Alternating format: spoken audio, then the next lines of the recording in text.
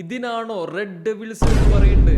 Honestly യുണൈറ്റഡിന്റെ മേലെ generational hate വാച്ചിങ്ങിന് ഇരിക്കുന്ന ആൾക്കാർക്ക് വരെ ഈ തോൽവിയിലൊന്നും ഒരു എൻജോയ്മെന്റ് കണ്ടെത്താൻ കഴിയൂല. കാരണം അത്രക്കും എംബാരസിംഗ് ആണ്. EFL കപ്പിൽ 4th ഡിവിഷൻ സൈഡ് ആയിട്ടുള്ള ഗ്രിംസ്ബി ടൗണിനെതിരെ പെനാൾട്ടി ഷൂട്ട് ഔട്ടിൽ തോറ്റു പുറത്തായിരിക്കുകയാണ് യുണൈറ്റഡ്. പുതിയ സൈനിങ്സ്, പഴയ സൈനിങ്സ്, സെറ്റിൽഡ് പ്ലേയേഴ്സ് അങ്ങനൊന്നുമില്ല. എല്ലാവരും ഒരുപോലെ പുവർ പെർഫോമൻസ്. മാച്ച് കഴിഞ്ഞിട്ടുള്ള അമോരിമിന്റെ ഇന്റർവ്യൂവിൽ തന്നെ കാണാം, ആളുടെ ഫ്യൂച്ചർ ഏകദേശം തീരുമാനമായിട്ടുണ്ട്. ആൾക്ക് തന്നെ ബോധ്യമായിട്ടുണ്ട് ഈ ഒരു ക്ലബ്ബ് ഗുണം പിടിക്കൂലെന്ന്. മാച്ചിന്റെ ഫസ്റ്റ് ഹാഫില് 2 ഗോളിന് പുറകിൽ പോയതിനു ശേഷം 90-ാം മിനിറ്റിന് മുന്നേ 2 ഗോൾ തിരിച്ചടിച്ചിട്ടൊക്കെയാണ് യുണൈറ്റഡ് ഈ ഒരു മാച്ച് ഷൂട്ട് ഔട്ട് വരെ കൊണ്ടുപോയത്. അതിന് ഷൂട്ട് ഔട്ടിൽ എത്തിയിട്ട് എന്താ കാര്യം? അൽ-നാസറിൽ ബെൻഡോന്റെ കാര്യം പറഞ്ഞ പോലെ ഇവിടെ ഒനാന അത്രക്കും ഫോമില. ആളൊക്കെ ഗസ് ചെയ്യണൊക്കെ ഉണ്ട്, പക്ഷെ സേവ് ചെയ്യണില്ല. യുണൈറ്റഡിന്റെ 2 ന്യൂ സൈനിങ്സ് എംബുമോ ആൻഡ് കുഞ്ഞ രണ്ടാളും പെനാൾട്ടി മിസ്സാക്കി. 12-11 എന്നുള്ള ഒരു സ്കോറിലാണ് പെനാൾട്ടി ഷൂട്ട് ഔട്ട് അവസാനം എൻഡ് ചെയ്തത്. കീപ്പേഴ്സ് വരെ അടിച്ച് ഗോളാക്കി. ഒരുത്തൻ United 5 games in a row ജയിച്ചാലേ മുടി വെട്ടു എന്നുള്ള ഒരു ചലഞ്ച് ഒക്കെ തുടങ്ങിനു. ഇപ്പൊ 326 ദിവസം ആയിട്ടുണ്ട്. എന്തായാലും ഈ ടീം ഇങ്ങനെയൊക്കെയാണ് കളിക്കുന്നത് എന്നുണ്ടെങ്കിൽ ഓന് മിനിമം ഒരു 1 ഇയർ ആനിവേഴ്സറി എങ്കിലും സെലിബ്രേറ്റ് ചെയ്യാൻ പറ്റും. ആക്ച്വലി നിങ്ങളും ഇതേപോലത്തെ എന്തെങ്കിലും ഒരു ചലഞ്ച് തുടങ്ങിക്കൂളിട്ടോ. അല്ലാതെ ഗേൾ ഫ്രണ്ടിനൊക്കെ കിട്ടിയിട്ട് ഒരു ആനിവേഴ്സറി സെലിബ്രേറ്റ് ചെയ്യാന്ന് പറഞ്ഞാൽ അതൊന്നും നിങ്ങൾക്ക് നടക്കുന്ന കാര്യമില്ല.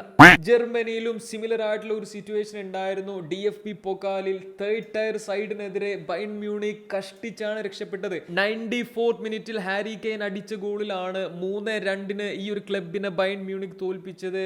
ആൻഡ് ഈ ഒരു സെയിം മാച്ചിൽ ഹാരി കെയ്ൻ ഒരു പെനാൾട്ടി സ്കോർ ചെയ്തു, ഒരു പെനാൾട്ടി മിസ്സാക്കുകയും ചെയ്തിട്ടുണ്ടായിരുന്നു. Leagues cup semi final Inter Miami versus Orlando city.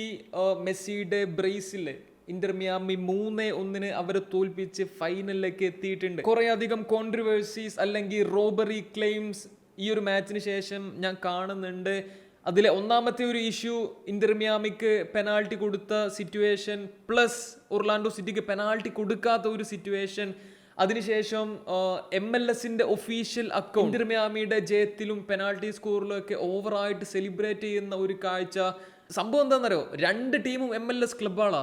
എന്നിട്ട് ഒരു ക്ലബ്ബ് മറ്റേ ക്ലബിനെ തോൽപ്പിക്കണേന് ഒഫീഷ്യൽ അക്കൗണ്ട് സെലിബ്രേറ്റ് ചെയ്യുക. ആൻഡ് MLS ഇന്റർ മിയാമി ഒഴിച്ച് ബാക്കിയുള്ള എല്ലാ ക്ലബ്സിന്റെ ഫാൻസും ചിന്തിക്കുക ഇതെന്ത് മാങ്ങാന്ന്. LA ഗാലക്സിയെ 2-0 തോൽപ്പിച്ച സിയാറ്റിൽ സൗണ്ടേഴ്സുമായിട്ടാണ് ഇന്റർ മിയാമിയുടെ ഫൈനൽ വരുന്നത്. ആൻഡ് നിങ്ങൾക്ക് ഓർമ്മയുണ്ടാകും 2023 Inter Miami actually Leagues cup ഒരു വട്ടം നേടിയതാണ് മെസ്സിയുടെ കീഴിൽ. Next up Indian football. Are we cook chat? We might be. കാരണം നമ്മുടെ ISLന്റെ കാര്യത്തിലുള്ള അടികളും കാര്യങ്ങളും ഒക്കെ നടന്നുകൊണ്ടിരിക്കുന്ന സമയത്ത് തന്നെ ഫിഫയുടെ ഭാഗത്തുനിന്ന് AIFFന് ലെറ്ററും കാര്യങ്ങളൊക്കെ വന്നിട്ടുണ്ട്. മര്യാദക്ക് ഒക്ടോബർ 30 കാര്യങ്ങളൊക്കെ സോർട്ട് ഔട്ട് ചെയ്തില്ല എന്നുണ്ടെങ്കിൽ ബാൻ കിട്ടും എന്ന് പറഞ്ഞിട്ട്. ഇതിന്റെ കുറെ ടെക്നിക്കാലിറ്റീസ് ഒന്നും നമ്മൾ കടക്കുന്നില്ല. ബട്ട് ഫിഫ ഇങ്ങനെ ഒരു ബാൻ തരികയാണെന്നുണ്ടെങ്കിൽ ഇന്ത്യൻ ഫുട്ബോളിനെ ഒബ്വിയസ്ലി അത് കാര്യമായിട്ട് തന്നെ ബാധിക്കും. ഫിഫക്ക് കീഴിൽ നടക്കുന്ന ഒരു തരത്തിലുള്ള ടൂർണമെന്റിനോ ഫ്രണ്ട്ലീസിനോ അതിനൊന്നും ഇന്ത്യൻ ഫുട്ബോൾ ടീമിനെ കളിപ്പിക്കാൻ പറ്റൂല. നമ്മുടെ ലീഗിലേക്ക് ഫോറിൻ പ്ലേയേഴ്സിനെ കൊണ്ടുവരുന്ന കാര്യത്തിൽ ഇഷ്യൂസ് ഉണ്ടാവും. നമ്മുടെ പ്ലേയേഴ്സിന് അബ്രോഡ് പോകാനുള്ള കാര്യത്തിൽ ഇഷ്യൂസ് ഉണ്ടാവും. AFCക്ക് കീഴിൽ വരുന്ന കോമ്പറ്റീഷനിൽ നമ്മുടെ ക്ലബ്സിന് പങ്കെടുക്കുന്നതിൽ ഇഷ്യൂസ് ഉണ്ടാവും. ചുരുക്കി പറഞ്ഞാൽ ഇന്ത്യയിലെ പ്ലേയേഴ്സ് ആയാലും ക്ലബ്സ് ആയാലും ഓർഗനൈസേഷൻസ് ആയാലും ഫുട്ബോൾ റിലേറ്റഡ് ആയിട്ടുള്ള എന്താണെങ്കിലും കാരണം നോക്കി നല്ലൊരു അടി കിട്ടിയ സിറ്റുവേഷനിലാവും. ഇതിനിടയിൽ ISLന്റെ കാര്യത്തിൽ ഒരു തീരുമാനത്തിലെത്താൻ വേണ്ടിയിട്ടുള്ള സുപ്രീം കോർട്ട് മീറ്റിങ്ങും കാര്യങ്ങളും ഒക്കെ ഇന്ന് നടക്കാനിരിക്കുകയാണ്. ഇന്ന് ഈവനിങ്ങോടൊക്കെ ആയിട്ട് നമുക്ക് അതിന്റെ ഒരു ഏകദേശം കൺഫർമേഷൻ കിട്ടുന്നതൊക്കെയാണ് അറിയാൻ സാധിക്കുന്നത്. ഞാൻ ഈ ഒരു വീഡിയോ റെക്കോർഡ് ചെയ്യുന്ന സമയം വരെ ആയിട്ട് ഒന്നും ഒഫീഷ്യലായി വന്നിട്ടില്ല. But let's see.